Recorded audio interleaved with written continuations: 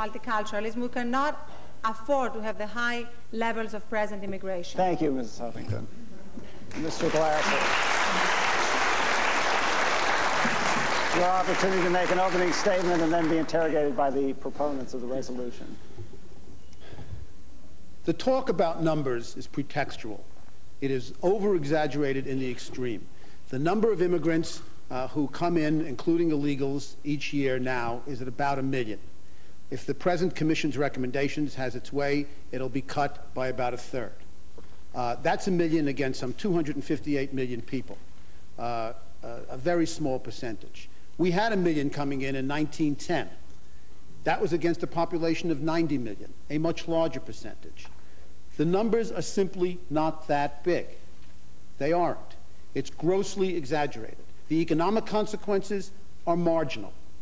Most economists, including the conservative Julian Simon, says that if we have fewer immigrants, we will be poorer.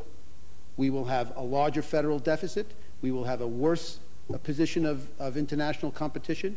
He says flatly, and said so to Mr. Brimelow in a debate recently, that if we can reduce the number of immigrants if we want, but we will make American citizens poorer, that the higher level is better for us economically. Even Professor Borjas, who is your side's favorite, says that the economic issues are at best indecisive. Mr. Brimelow says that repeatedly in his book and says we have to go to something else. The something else is the nature of the American character, and we want to keep it the way it was before 1965. Now, what does that mean exactly? If it doesn't mean numbers and it doesn't mean economic consequences, what does it mean? Someone want to take that up? Mr. Stein. Does the ACLU have any objection to the American people if they choose to, bringing the immigration level down to 0? We do not. And would you explain to the American people how the Native American benefited from immigration about 400 years ago? There's a really interesting thing that happens here. First, Mr. Brimelow did it. Now you do it. You seem to have a divine way of figuring out what the American people mean. And it certainly isn't what Congress did. No, no, no. Congress is not what the American people meant. You know what the American people want. Tell me what it is that you're talking about and how you figure this out. Congress reducing it down to 0, Ira. Now, how did the Native American benefit from immigration? Would you describe that for us? The Native Americans did not benefit from immigration. They did not benefit. And they did not benefit from Mr. Brimelow's ancestors, who, as I recall, we threw out because they didn't understand American traditions. They did not benefit from decimation and genocide either. But that's not what we're talking about, is it? If you want to stick to the germane principle, why did you even ask that question? Because the reason is that because, as even Julian Simon points out, there are various groups, particularly those on the bottom of the labor market, who are more disproportionately affected by the depression on wage rates and labor competition in hotel, restaurant, service works. No, I'm talking about Americans with a high school degree or less. And I think the evidence is clear that if you look at the standard of living and the average wages of Americans with a high school degree or less, since immigration's been going up since 1980, surely the ACLU must be concerned about their wage rates. We are, and the fact is that it's not affected by the levels of immigration, and Professor Borjas says that, and Professor Simon says it, and it's marginal at best. You were talking here, if you're talking here about dueling economists, all of whom agree that the differences are small. So why is this big debate? What is this big debate about? And the big debate about, which you want to run away from, is that we did something in 1965, but it was more than just the numbers, because the 65 legislation left the numbers where they were at the time. What it did is it changed the American character. And I would like somebody on this side of the panel to tell me, what do you mean by that? Mrs. Huffington. Lucas Gudentak, who is a lawyer with ACLU, still is. Maybe yes. He won't be after you hear what he said. Oh, but I think I know more about what he says than you do, but go ahead.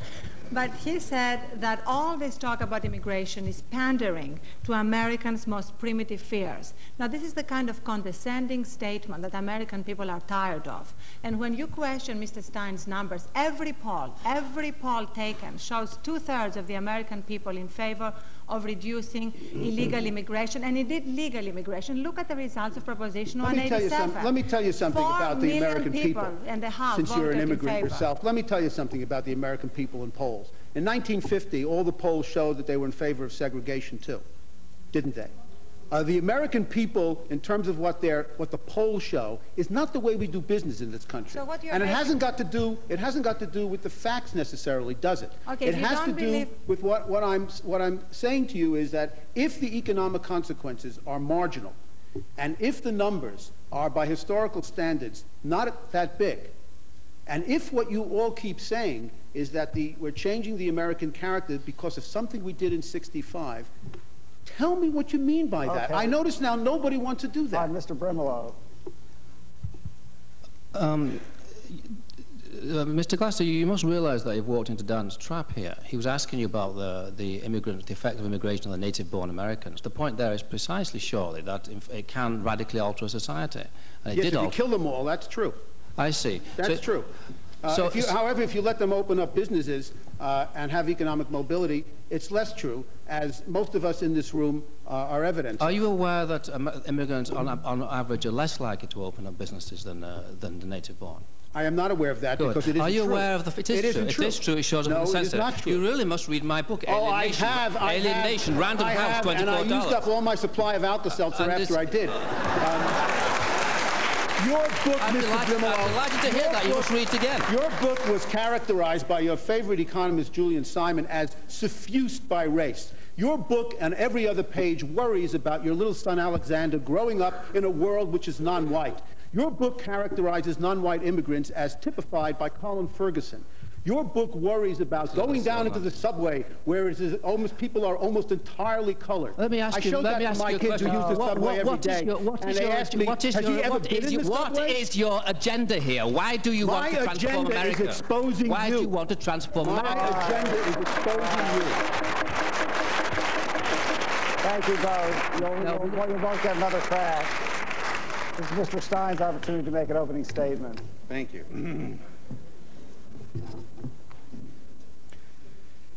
Barbara Jordan, her commission, appointed by President Clinton and Congress, has recommended major cuts in immigration. Now, there's a reason why.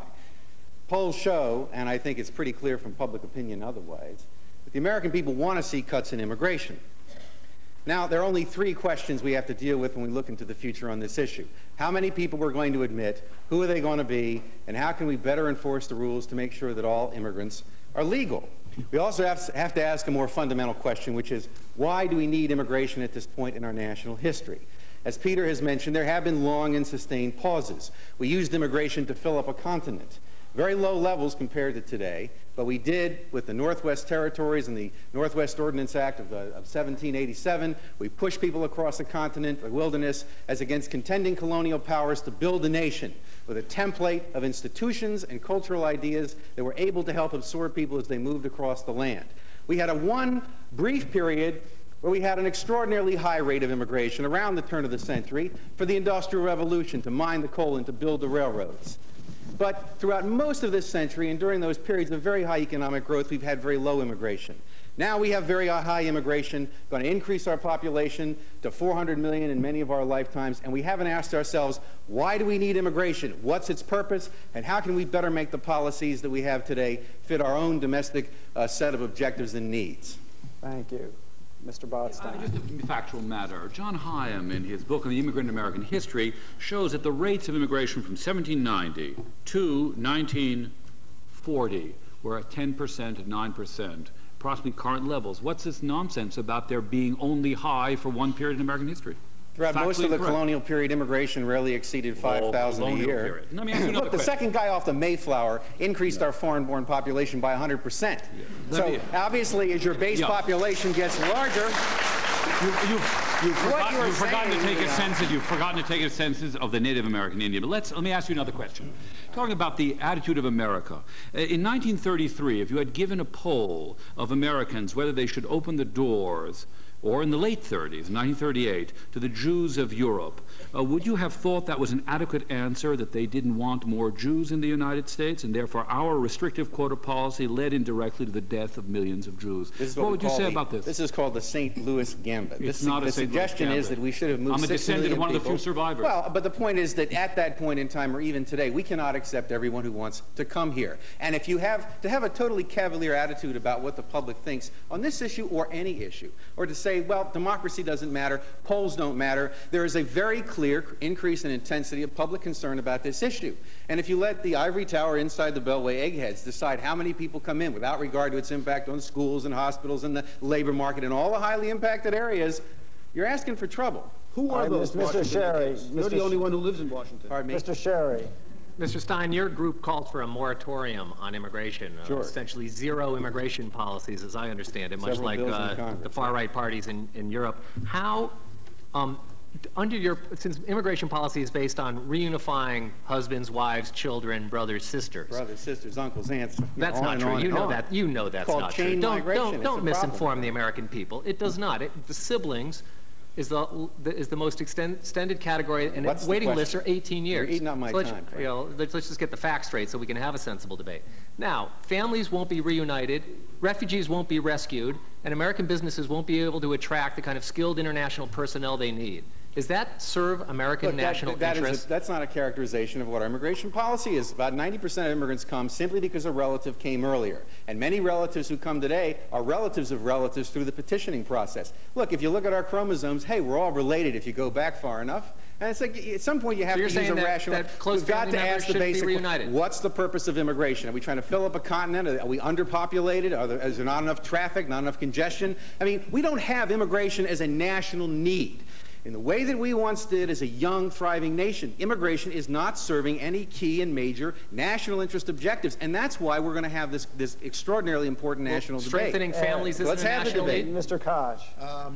Dan, when you said a moment ago uncles and aunts, and you know that that's not true, and then you don't respond to his inquiry on that, isn't that why people in this country believe that immigration is out of control because people like you have given them false I have given nothing. That's number one. Well, let me answer the question. If I come in as an immigrant, I can bring in immediately my spouse and my minor children. After I become a citizen, I can bring my parent and my married brothers and sisters. This is what the Commission's looking at. My married brothers and sisters and my married adult sons and daughters. When my parent comes in, he or she, when she becomes a citizen, can bring in her brother or sister. That's my uncle and aunt. Now, why are you telling me that that's not the case when it is, Ed?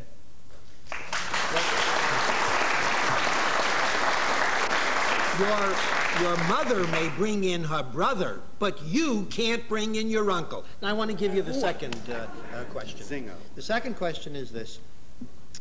You and many of your colleagues on that side seem to say, well, the American people have decided that they want to end or limit immigration, and why is it they don't get their way? Now, I served in the Congress for 9 years, and the form of government that we have is that representatives go to Congress to vote as they think is in the best interest, and if they then vote in ways that the public thinks is not in their best interest, they throw them out.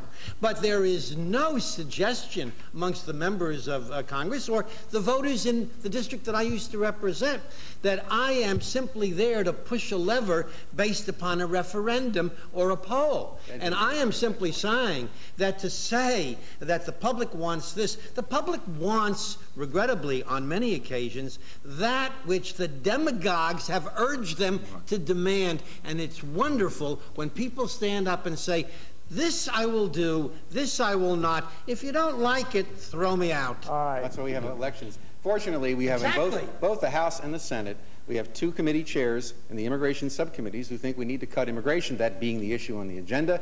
What's wrong with a timeout or a pause? Like we've had many times in our history, you have a wave of immigration, then you have a pause to absorb and assimilate. What is wrong with that? It's a rhetorical question. Thank you very much, Mr. Stein.